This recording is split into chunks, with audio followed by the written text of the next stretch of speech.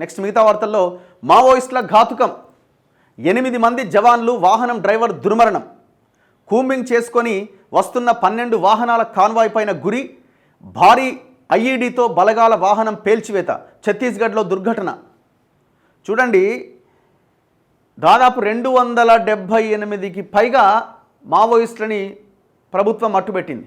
ఎన్కౌంటర్లో పోలీసులు చంపేశారు. సో వాళ్ళేమో అదును కోసం వాళ్ళు చూస్తున్నారు. చాలా ప్రాంతాల్లో మందుపాతలు పెట్టడము, అవి దొరకడము, ఇట్లా. ఎందుకంటే రాజ్యం బలంగా తయారైంది, టెక్నాలజీ పెరిగింది. డ్రోన్ల సహాయంతో లేకపోతే శాటిలైట్ సహాయంతో మొత్తానికైతే మావోయిస్టులను అయితే ఏరిపారేస్తున్నారు. నిన్ననే మన వార్త చదివినాం కదా, లాస్ట్ 4-5 ఇయర్స్లో 5,600 కోట్ల రూపాయలు కేవలం మావోయిస్టుల కోసమే ఖర్చు పెట్టారు. అంటే వాళ్ళని ఏరిపారేయడానికి.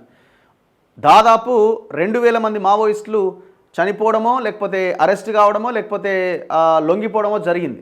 ఇంకొక 2,000 మంది మావోయిస్టులు ఉండి ఉంటారు, వాళ్ళని కూడా ఏరేస్తాం అని కేంద్రం ఇదిగా ఉన్న నేపథ్యంలో ఇప్పుడు మావోయిస్టులు జవాన్ల వెహికల్ని పేల్చేసింది. దీంతో 8 మంది చనిపోయారు. బయన్ సోధి, హరీష్ కొర్రం, పండురు రామ్ పొయం, డుమ్మా మార్కం, బుద్రామ్ కొర్సా, సుదర్శన్ వెట్టి, సుబర్నాథ్ యాదవ్, సోమడు వెట్టి. పాపం ఎక్కడెక్కడోళ్ళో వీళ్ళంతా. ఆపరేషన్ ఖగార్లో పైచేయి సాధిస్తూ వస్తున్న భద్రతా బలగాలపైన మావోయిస్టులు అనూహ్యంగా పంజా విసిరారు. ఛత్తీస్గఢ్లోని బీజాపూర్ జిల్లాలో సోమవారం జవాన్లు వెళ్తున్న వాహనాన్ని ఐఈడీతో పేల్చేశారు. ఈ ఘటనలో మొత్తం 9 మంది మరణించారు. ఎక్కడికక్కడ అసలు ఆ బాడీస్ కూడా గుర్తుపట్టకుండా అయిపోయినాయి. పేలుడు జరిగిన ప్రాంతంలో ఏర్పడ్డ భారీ గొయ్యి, పేలుడు ధాటికి తునాతునకలైన వాహనం. 4 బస్తర్ ఫైటర్ జవాన్లు ఉన్నారట, ఒకరు వాహన డ్రైవర్ అట, ఆ సాధారణ పౌరుని తీసుకుని పోయిరట. ఈ పేలుడు జరిగిన అంబేలి గ్రామం గతంలో మావోయిస్టులకు వ్యతిరేకంగా పోరాడిన సల్వాజుడుం ఆరంభమైన ప్రాంతం కావడం గమనార్హం. నారాయణపూర్, దంతేవాడ, బీజాపూర్ జిల్లాల పరిధిలోని అబూజ్మడ్లో 3 రోజులుగా మావోయిస్టు వ్యతిరేక ఆపరేషన్ జరుగుతోంది.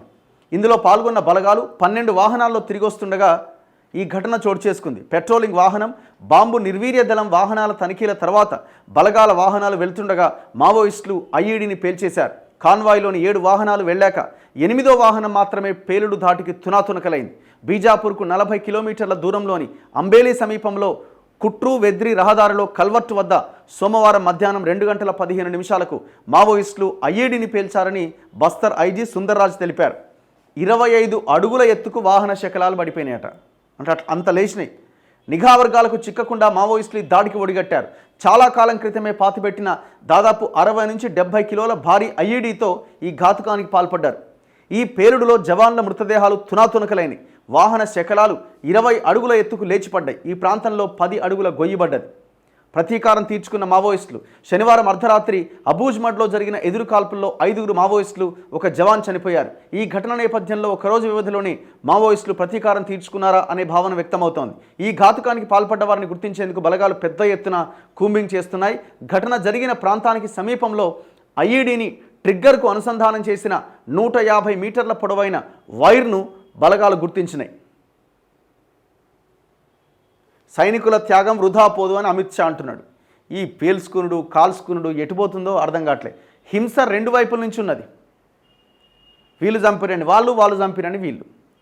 ఇందులో అన్యాయంగా అమాయకమైన సాధారణ పౌరుడు కూడా చచ్చిపోయాడు.